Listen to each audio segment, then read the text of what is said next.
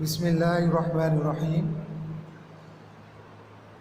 Lecture number 15، class 9th new, سورۃ الانفال، رکوع number 4 یعنی الدرس الثانی الف، پیج نمبر 13۔ آج لیکچر نمبر 15 میں ہم آیت نمبر 31، 32 اور 33 پڑھیں گے۔ آیت نمبر 31، 32 اور 33 پڑھیں گے۔ تو بیٹا آج آیت نمبر 31 دیکھیں۔ بسم اللہ الرحمن الرحیم۔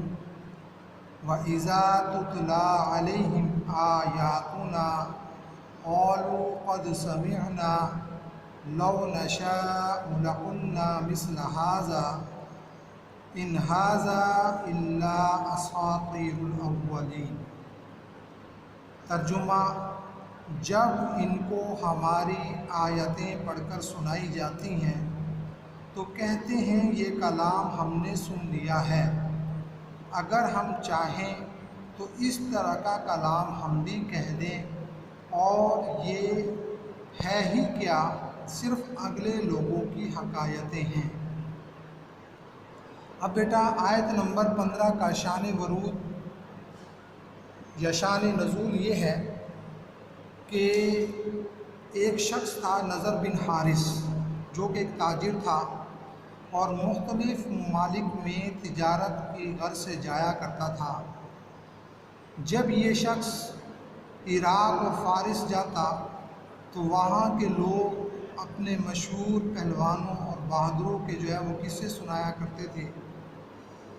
پھر جب یہ یہود و نصارہ کے پاس سے گزرتا اور ان کو تورات اور انجیل پڑھتے ہوئے دیکھتا، نمازیں پڑھتے ہوئے دیکھتا، پھر جب یہ مکہ آتا تو حضور پاک صلی اللہ علیہ وسلم کو دیکھتا کہ آپ صلی اللہ علیہ وسلم قرآن مجید کی تلاوت فرما رہے ہیں، نماز ادا کر رہے ہیں، تو یہ شخص کہنے لگا کہ جب میں عراق و فارس جاتا ہوں وہ پہلوانوں کے قصے سناتے ہیں، یہود و نصارہ کے پاس جاتا ہوں تورات اور انجیل کے قصے سناتے ہیں، جب مکہ آتا ہوں تو حضور پاک صلی اللہ علیہ وسلم وہ قرآن مجید پڑھ کر سناتے ہیں۔ یہ تو صرف پہلے لوگوں کی کہانیاں اور قصے ہیں، حکایتیں ہیں، اس طرح کی کہانی اور قصے تو میں بھی بنا سکتا ہوں اور میں بھی کہہ سکتا ہوں۔ تو اس کے قول کو اللہ تبارک و تعالیٰ نے یہاں پر ذکر فرمایا ہے۔ اب بیٹا آپ لائنیں لگا لیں۔ وَإِذَا تُتْلَىٰ عَلَيْهِمْ آيَاتُنَا، یہاں پر لائن لگاؤ، اس کا ترجمہ، اور جب ان کو ہماری آیتیں پڑھ کر سنائی جاتی ہیں، یہاں پر لائن لگا لو۔ قَالُوا قَدْ سَمِعْنَا، یہاں پہ لائن لگا لو، اس کا ترجمہ، تو کہتے ہیں کہ یہ کلام ہم نے سن لیا ہے، یہاں پر لائن لگاؤ۔ لَوْ نَشَاءُ لَقُلْنَا مِثْلَ هَٰذَا، یہاں پہ لائن لگاؤ، اس کا ترجمہ، اگر ہم چاہیں تو اس طرح کا کلام ہم بھی کہہ دیں، یہاں پہ لائن لگا لو۔ إِنْ هَٰذَا إِلَّا أَسَاطِيرُ الْأَوَّلِينَ، یہاں پر لائن لگاؤ گے، اس کا ترجمہ کہ یہ ہے ہی کیا، صرف اگلے لوگوں کی حکایتیں ہیں۔ اساطیر الاولین، پہلے لوگوں کی کہانیاں یا پہلے لوگوں کے قصے، اساطیر قصے، اولین پہلے لوگوں کے۔ اب بیٹا آیت نمبر 32 دیکھیں گے۔ وَإِذْ قَالُوا اللَّهُمَّ إِنْ كَانَ هَٰذَا هُوَ الْحَقَّ مِنْ عِنْدِكَ فَأَمْطِرْ عَلَيْنَا حِجَارَةً مِنَ السَّمَاءِ أَوِ ائْتِنَا بِعَذَابٍ أَلِيمٍ۔ ترجمہ، اور جب انہوں نے کہا، یعنی کافروں نے کہا کہ اے خدا، اگر یہ قرآن تیری طرف سے برحق ہے، یعنی تیری طرف سے اتارا گیا ہے، سچا ہے، تو ہم پر آسمان سے پتھر برسا یا کوئی اور تکلیف دینے والا عذاب بھیج۔ اب بیٹا آیت نمبر 32 کا شان ورود یہ ہے کہ اس آیت میں اللہ تبارک و تعالیٰ کافروں کے قول کو ذکر فرما رہے ہیں کہ کافروں نے یہ کہا کہ اے اللہ، جیسا کہ نبی کریم صلی اللہ علیہ وسلم فرماتے ہیں کہ یہ قرآن خدا کی طرف سے اتارا گیا ہے، کلام الہی ہے، اگر یہ واقعی ہی تیری طرف سے اتارا گیا ہے یعنی کلام الہی ہے اور یہ نبی کریم صلی اللہ علیہ وسلم پر اترا ہے اور ہم لوگ اس قرآن کا انکار کر رہے ہیں، اس کو سچا تسلیم نہیں کر رہے ہیں، تو جس طرح انکار کرنے پر تو نے باقی قوموں پر عذاب نازل کیا جنہوں نے تیری کتاب کا انکار کیا، جنہوں نے تیرے نبی کا انکار کیا، تو نے ان پر عذاب نازل کیا، تو ہم پر بھی عذاب آ جانا چاہیے۔ پھر عذاب کی صورت انہوں نے بیان کی ہے، اللہ یا تو ہم پر آسمان سے پتھر برسا دے یا کوئی اور تکلیف دینے والا عذاب بھیج دے۔ یہ کافروں نے کہا، جس کو اللہ تعالیٰ نے یہاں پر ذکر فرمایا کہ کافروں نے عذاب کا مطالبہ کیا کہ اللہ ہم اس قرآن کا انکار کر رہے ہیں، اگر یہ قرآن واقعی تیری طرف سے سچا ہے تو ہم پر عذاب بھیج۔ اگلی آیت میں اللہ تبارک و تعالیٰ کافروں کے اس سوال کا جواب دیں گے۔ اب بیٹا آپ لوگ لائنیں لگا لیں۔ وَإِذْ قَالُوا اللَّهُمَّ إِنْ كَانَ هَذَا هُوَ الْحَقَّ مِنْ عِنْدِكَ، یہاں پہ لائن لگاؤ اس کا ترجمہ۔ اور جب انہوں نے کہا اے خدا اگر یہ قرآن تیری طرف سے برحق ہے، یہاں پہ لائن لگا لو۔ فَأَمْطِرْ عَلَيْنَا حِجَارَةً مِّنَ السَّمَاءِ، یہاں پہ لائن لگاؤ اس کا ترجمہ۔ تو ہم پر آسمان سے پتھر برسا، یہاں پہ لائن لگا لو۔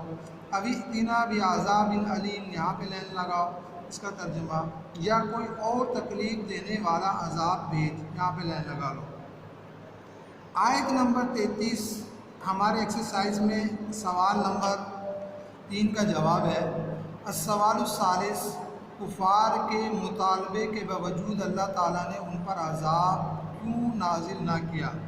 پیج نمبر 14 پر تیسرا سوال دیکھیں گے کہ کفار کے مطالبے کے باوجود اللہ تعالیٰ نے ان پر عذاب کیوں نازل نہ کیا۔ اس کے آگے پیج نمبر 13 لکھ لیں گے آپ۔ اب آ جائیں گے پیج نمبر 13 پر، آیت نمبر 33، اس کے شروع میں آپ لوگ بریکٹ لگاؤ گے اور اوپر 3 لکھو گے، سرکل لگا دو گے۔ دیکھیں، وَمَا كَانَ اللَّهُ لِيُعَذِّبَهُمْ وَأَنْتَ فِيهِمْ وَمَا كَانَ اللَّهُ مُعَذِّبَهُمْ وَهُمْ يَسْتَغْفِرُونَ، یہاں پر بریکٹ بند کرو گے، اوپر 3 لکھو گے، سرکل لگا دو گے۔ اب بیٹا اس کے ترجمے کو، آیت نمبر 33 کے ترجمے کو سوال نمبر 3 کے جواب کے لیے ہائی لائٹ کر لیں گے۔ اور خدا ایسا نہ تھا کہ جب تک تم ان میں تھے انہیں عذاب دیتا، اور نہ ایسا تھا کہ وہ بخشش مانگے اور انہیں عذاب دے۔ اب بیٹا آیت نمبر 33 کا شان ورود اور سوال نمبر 3 کے جواب کا خلاصہ یہ ہے کہ اس سے پہلے والی آیت یعنی آیت نمبر 32 میں کافروں نے عذاب کا مطالبہ کیا تھا، تو یہاں آیت نمبر 33 میں اللہ تبارک و تعالیٰ عذاب نازل نہ کرنے کی 2 وجوہات بیان فرما رہے ہیں۔ اللہ تعالیٰ نے عذاب نازل نہ کیا کس وجہ سے، 2 وجوہات یہاں پر بیان فرما رہے ہیں۔ پہلی وجہ وَمَا كَانَ اللَّهُ يُعَذِّبَهُمْ وَأَنْتَ فِيهِمْ، کہ نبی کریم صلی اللہ علیہ وسلم ابھی قوم میں موجود تھے، اور اللہ کا قانون یہ ہے کہ جب تک نبی قوم میں موجود ہو اللہ تعالیٰ عذاب نازل نہیں کیا کرتا۔ دوسری وجہ وَمَا كَانَ اللَّهُ مُعَذِّبَهُمْ وَهُمْ يَسْتَغْفِرُونَ، کہ وہ لوگ بخشش مانگ رہے تھے، توبہ استغفار کر رہے تھے اور دعوت دین کی طرف آ رہے تھے۔ دوسرا یہ کہ قریش جب خانہ کعبہ جاتے اور طواف کرتے تو غفرانہ کا کہ ہم تجھ سے بخشش مانگتے ہیں، ہم تجھ سے بخشش مانگتے ہیں، اس طرح کے الفاظ کہا کرتے تھے۔ تو ابھی اللہ تعالیٰ ان کو مہلت دینا چاہتے ہیں کہ شاید کہ یہ راہ حق پر آ جائیں، تو اس لیے اللہ تعالیٰ نے ان پر عذاب نازل نہ کیا، یعنی کہ کسی کی خواہش پر، کسی کی تمنا پر، کسی کا مطالبہ کرنے سے جو ہے اللہ تبارک و تعالیٰ عذاب نازل نہیں کیا کرتا، بلکہ اللہ تعالیٰ کے عذاب نازل کرنے کے کچھ قانون اور اصول ہوتے ہیں۔